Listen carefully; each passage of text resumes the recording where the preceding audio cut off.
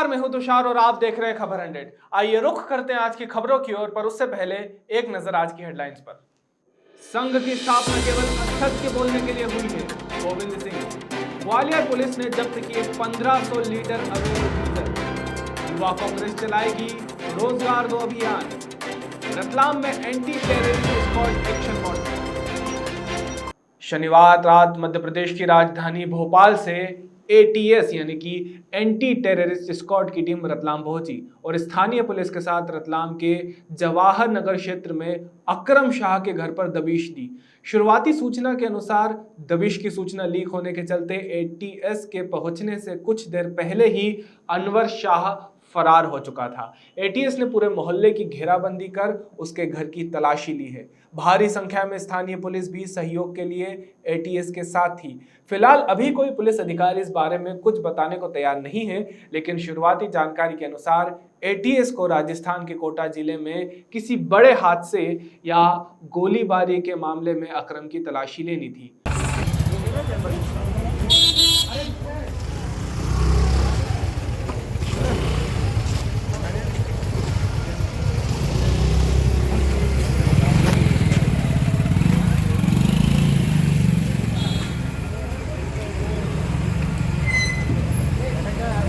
रतलाम से नवीन टाक की report. Gwalior police को बड़ी सफलता हाथ लगी है। मुखबिर की सूचना के चलते पुलिस ने माल गोदाम रोड रायरू पर अवैध डीजल के भंडार के 4 ठिकानों पर छापा मारा है। पुलिस ने इन ठिकानों से 1500 लीटर अवैध डीजल जब्त किया है। पुलिस को आशंका यह भी है कि यह रैकेट नीले केरोसिन को सफेद कर डीजल में मिलावट करता है। पुलिस ने मौके से 2 आरोपियों सहित डीजल के अलावा उपयोग में आने वाले टैंकर, कार, बोलेरो और डीजल के भूमिगत टैंकरों को खाली करने का उपयोग में आने वाले 3 मोटर जो है और डीजल से भरी केन बरामद की है।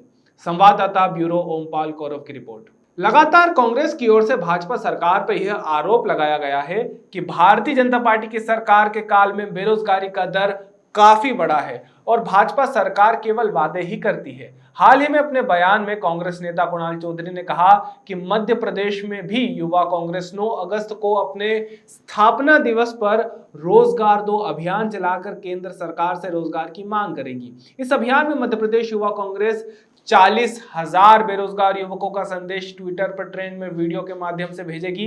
देश के सभी युवाओं को, इस देश के सबसे बड़े युवाओं के संगठन युवा कांग्रेस के 60वें स्थापना दिवस की बहुत बहुत शुभकामनाएं। आओ हम सब मिलके इस स्थापना दिवस के दिन इस देश की युवाओं की सबसे बड़ी समस्या जो बेरोजगारी के रूप में विकराल रूप ले रही है, इसके खिलाफ एक अभियान चलाएं। आए हम सरकारों पे दबाव बनाएं कि कैसे सरकारें इस देश के नौजवानों को रोजगार के प्रति सजग हो, क्योंकि आज सरकारों की नीति और नीयत लगातार युवा विरोधी नीयत है, युवा विरोधी नीतियां हैं और इसी का कारण है कि पूरे देश के अंदर सरकारी कंपनियों को बेच के सरकारी जहां पे पद हमारे लिए खाली पड़े उन्हें भरने की बजाय उन्हें खाली रखा जा रहा है, प्राइवेटाइजेशन करा जा रहा है और युवाओं के साथ धोखा करने का काम करा जा रहा है। आए हम सब मिलके इस देश के उस सबसे बड़े जो हमारी खूबी है कि नौजवान सबसे ज्यादा है, ये सबसे बड़ी ताकत हिंदुस्तान की है, पर सबसे बड़ी चुनौती भी हिंदुस्तान में यह है कि इनको रोजगार कैसे दिया जाए। सरकारों की नीयतों में खोट है। इस नीयत के खिलाफ जो एक बड़ा अभियान युवा कांग्रेस द्वारा चलाया जा रहा है,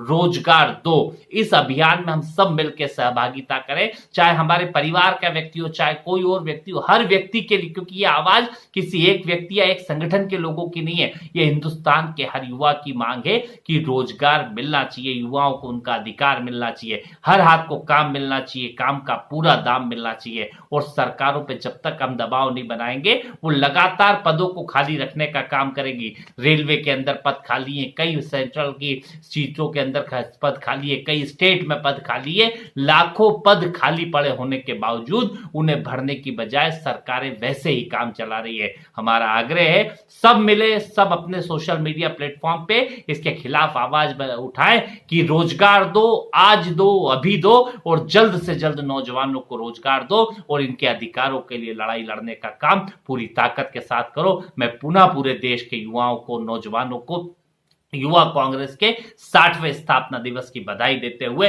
आह्वान करता हूं कि आओ इस अभियान के साथ जुड़ो, रोजगार दो के अभियान के साथ जुड़ो और बेहतर रूप से इस देश के एक संकल्प के साथ कि आगे हम सब मिलकर इस देश को आगे बढ़ाएंगे। आप सबका धन्यवाद। जय हिंद, जय भारत। कोरोना काल में अनेक प्रकार की परेशानियां समाज के सामने आई थी, जिसके चलते कई संगठनों ने बढ़ चढ़कर लोगों की निस्वार्थ सेवा की थी। इसके चलते संघ प्रमुख मोहन भागवत ने मध्य भारत और मालवा प्रांत को लेकर समीक्षा बैठक की। मोहन भागवत ने डेगड़ी भवन में अपनी समीक्षा बैठक की। असल में वो कोरोना काल में आरएसएस ने जो सेवा की है उनकी जानकारी ले रहे हैं। भोपाल से दीपक सिंह की रिपोर्ट। हाल ही में संघ प्रमुख मोहन भागवत 3 दिवसीय मध्य प्रदेश के दौरे पर हैं। इस पर पूर्व मंत्री गोविंद सिंह ने कहा कि संघ की स्थापना केवल असत्य बोलने के लिए हुई है। संघ जर्मनी की हिटलर पद्धति पर चलता है। साथ ही गोविंद सिंह ने कहा कि संघ कहता है कि वह सिर्फ सांस्कृतिक संगठन है, लेकिन संघ प्रमुख मंत्रियों की क्लास लेते हैं। तो ट्वीट वीट में मेरा विश्वास नहीं है, न मैं ये करता हूँ न मैं देखता हूँ। उनने क्या ट्वीट किया है मैंने नहीं देखा, और अगर है ट्वीट अगर किया है तो प्रजातंत्र है यार। एक वो डॉक्टर था अपना, क्या नाम है उसका, राजन, उसने ऐसा कौन सा अपराध कर दिया था? क्या हिंदुस्तान में आवाज़ पे प्रतिबंध लगा है? क्या वाणी स्वतंत्रता समाप्त हो गई है? कोई अपने दिल की बात अगर किसी के में आती है तो नहीं कह सकता। शिवराज सिंह जी से मैं कहना चाहता हूँ कि सत्ता के मद में मदान मत हो जाए।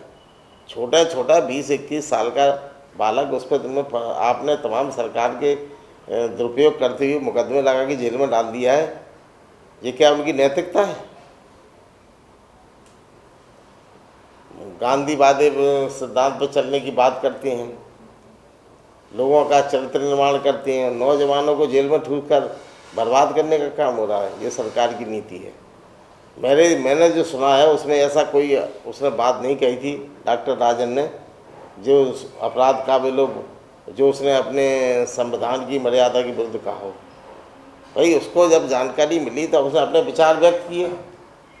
तो विचार में अगर हो सकता है हमारे आपके मतभेद तो आप खंडन करो। फिर उसने जो आरोप लगाए हैं, जो मुद्दे डॉक्टर राजन ने अपनी बात में मीडिया के सामने, प्रदेश की जनता के सामने कहा है, उनके बारे में शिवराज सिंह ने क्या जवाब दिया?